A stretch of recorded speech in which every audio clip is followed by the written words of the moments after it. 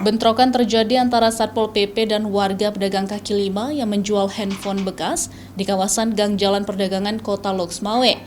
Aksi saling dorong terjadi saat petugas Satpol PP mencoba menggusur paksa lapak pedagang tersebut karena tidak mengindahkan peringatan sebelumnya.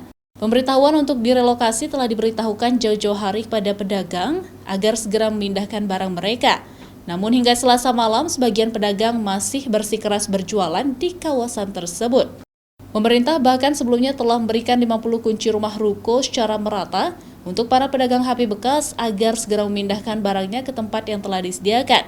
Relokasi itu dilakukan karena akibat adanya PKL di gang tersebut membuat akses keluar masuk pasar jadi terganggu.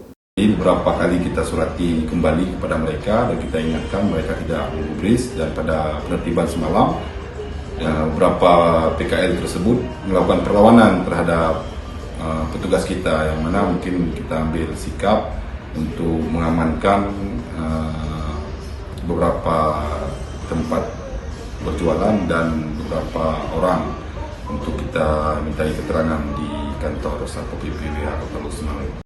Akibat peristiwa tersebut, 2 warga mengalami luka-luka dan terpaksa dilarikan ke rumah sakit untuk mendapatkan perawatan.